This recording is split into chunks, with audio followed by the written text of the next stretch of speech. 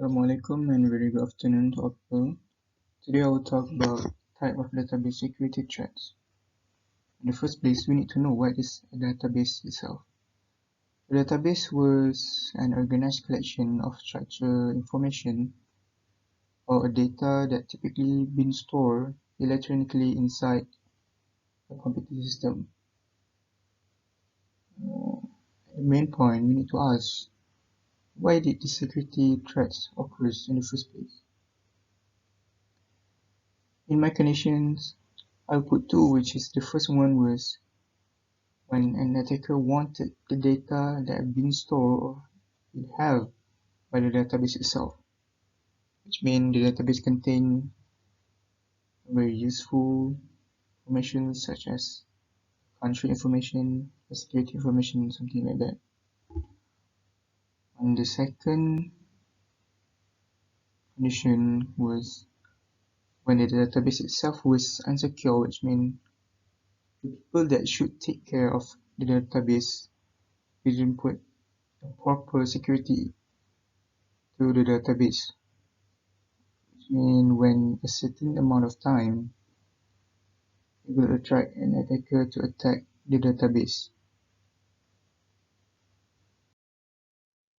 There are also many types of database security threats all over the world. As we should know, our technology was evolved. I couldn't say year by year. It has been improved. I've been saying day by day. Nowadays, we can see technology have been a needed part of our daily routine, started from we wake up in the morning until we sleep at night. So it is not a weird thing if there was so many database threats all over the world, but today I will only talk about 8 types of security threats that have been targeted as a top database security threats nowadays. Okay. First thing first was an excessive privilege. We've been asked what was the excessive privilege. It is when the people or worker that are granted a default database privilege that exceed the requirements of the job functions. What it mean was when people that been given a task and they've been given the access to the task, but the access itself was over condition of the task. And as I can say, as the example that I given there, which mean a bank employee which just require to change only the account holder contact information. But on the other side, what they can do was they can take advantage of the excessive database privilege, and they could increase the account balance of the colleagues' saving account. So in that point, we can see that the excessive privilege was some of very, very dangerous threats that could happen. The second point that I could take was illegitimate privilege abuse, which could be the same as the first one. The thing that I could say was it can be considered as a database vulnerability when the malicious user misuse their database access privilege. For an example, that I could say when a database administrator can jump into data that have no connection with him at all, like when he can get the data of content of a credit card table. I mean that the database that he or she didn't have to have it. For the next threat, I'll take database injection attacks. Database injection attacks have two types of it, which is the first one is SQL injection, which we used to target the traditional database system. And the second one was a NoSQL injection, which will target the big data platform.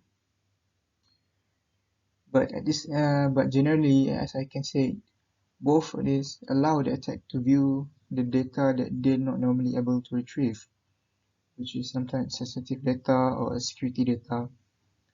They also can modify or delete the data that will cause persistent changes to the application itself, to the application content itself, or the behavior.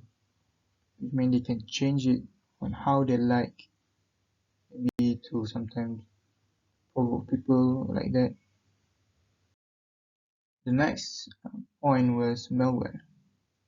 As we know, I think most of people know what is malware. Malware itself was a collective numbers of malicious software variants. It was included as viruses, ransomware, and spyware.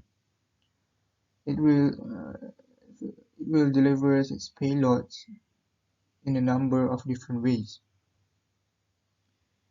It also can be from demanding a ransom to stealing sensitive personal data, cybercriminals, and becoming more and more sophisticated in their method nowadays.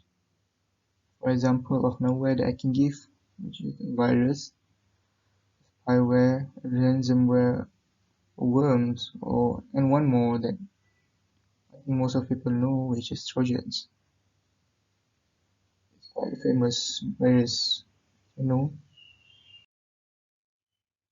The other point was storage media exposure. What is storage media exposure? Storage media exposure was a backup storage that were left unprotected. As we know, the data or database that have been unprotected will always easily been attacked because it become a magnet that will attract the attackers to steal any type of data that been stored inside of it.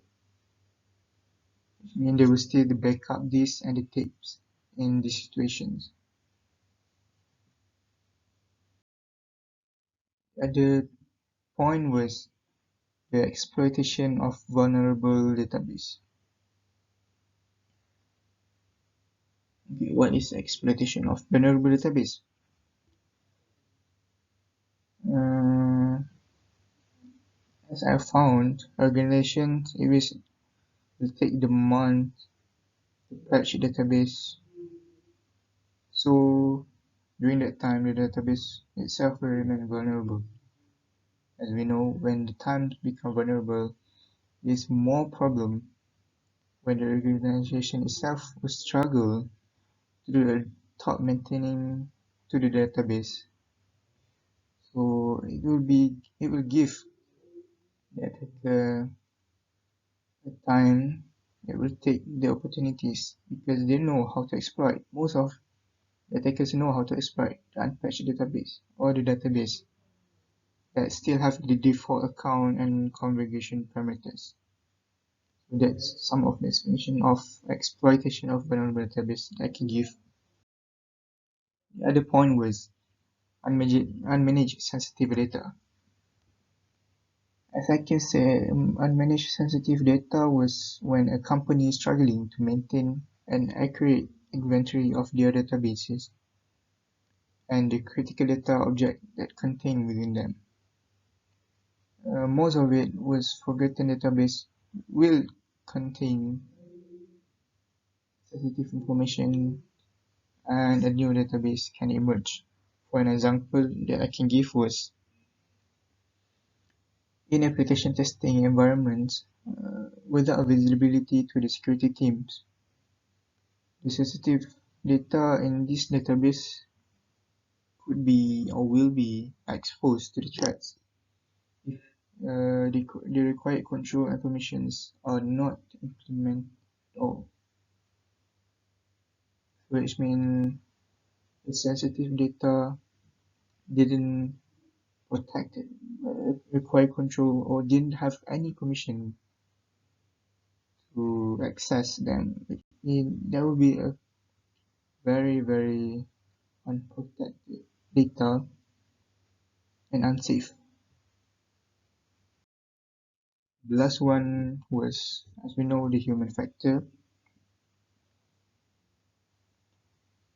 This point was when, as we know, the root that caused for 30% of data breach incidents is a human negligence. This is often due to the lack of expertise required to implement security control, to enforce policies, or conduct incident response processes. I mean, most of it came from the human itself. As we know, humans sometimes make mistakes, and on the other side, there are some type of people that will take advantages of the human mistake to be an advantage to themselves.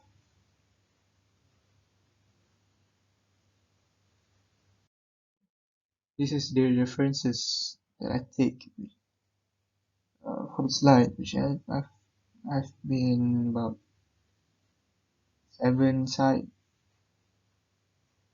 that I take to be references,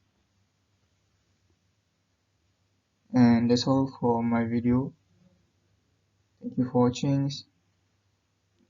You can go to this site if you want to know more about it, about the types of database. I want to know what is the other types of the security threats itself. So that's for me. Thank you. Have a nice day.